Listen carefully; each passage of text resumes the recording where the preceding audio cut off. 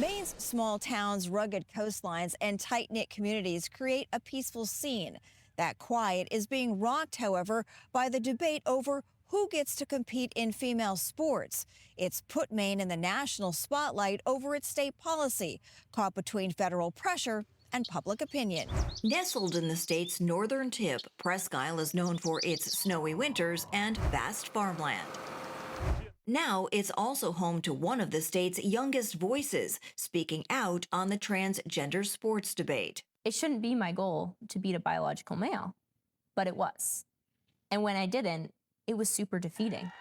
For high school senior Cassidy Carlisle, the issue is personal. I believe that God has created spaces for women to flourish, and we need to protect those spaces. As a varsity athlete in 3 sports, her first challenge came not on the field, but in a middle school locker room, where she had to change in front of a transgender student. The issue followed her into high school, where the junior faced a transgender athlete in Nordic skiing, an opponent who had previously outperformed several of Cassidy's friends in track. He placed in like the bottom 15 or 20% when he competed against the males his freshman year in high school. And as he transitioned, he became one of the top female runners. Males have natural and categorical advantages over females in terms of strength, speed, and power. Cassidy is certainly not alone, as this transgender debate in women's sports spans from high school to the Olympics, raising critical questions about fairness in athletics. There are, I think, 3,600 trophies have been lost. 6,000 top-tier finishes have been lost in 11,000 competitions. So far, more than 24 states have passed laws or regulations restricting transgender girls and women from participating in sports inconsistent with their biological sex. Now those laws are being challenged in court. Transgender rights advocates, however, argue the playing field has never been level in women's sports. I think it's irrelevant because we allow all kinds of competitive advantages within women's sport. In February, President Trump weighed in by signing an executive order barring transgender athletes from girls' and women's sports. States refusing to comply risk losing federal funding. The war on women's sports is over. Days later, the focus moved to Maine when Governor Janet Mills publicly pushed back during a White House event. Well, you better do it. You better do it because you're not going to get any federal funding at all if you don't. And the Trump administration quickly moved to investigate Maine's compliance with Title IX, which prohibits discrimination based on sex.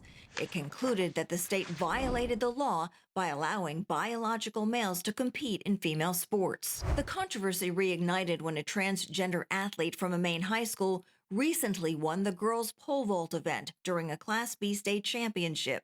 The year before, when competing as a male, the individual tied for 5th in the same event and 10th at the indoor state championship. Adding gasoline to the firestorm, Maine's State House censured Republican Representative Laura Libby for identifying that student in a social media post. The member will not be able to cast a vote or speak on the floor until the member has come back into compliance. Libby then sued the House Speaker for violating her right to free speech. It's mind-boggling that we're here discussing this and that this is not just a foregone conclusion that males are males, females are females, and males do not belong in female sports.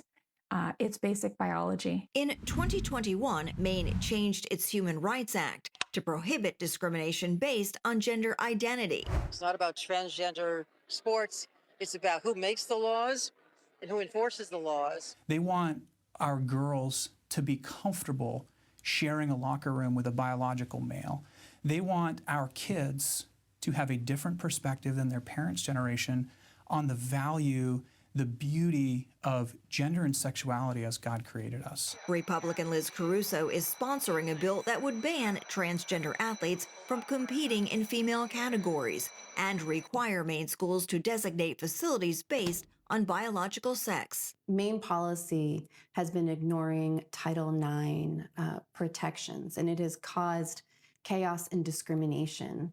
As the debate rages, polls show that 80% of Americans believe transgender athletes should not compete in women's sports. Full of hope for the state of Maine that our voters, our communities, our parents, our churches are going to engage in a way that they never have before. As for Cassidy, she's staying in this political competition, from rallying against the governor's transgender policies to attending a White House roundtable, followed by national news appearances. You feel like you don't have a voice, but that's not true. While she plans to step away soon from athletics to focus on college, Cassidy hopes her actions will help empower future generations. Who's to know what opportunities could have come had this individual not been competing against us? Experts say Maine's legal and legislative developments could shape transgender rights, both in sports and broader policies nationwide.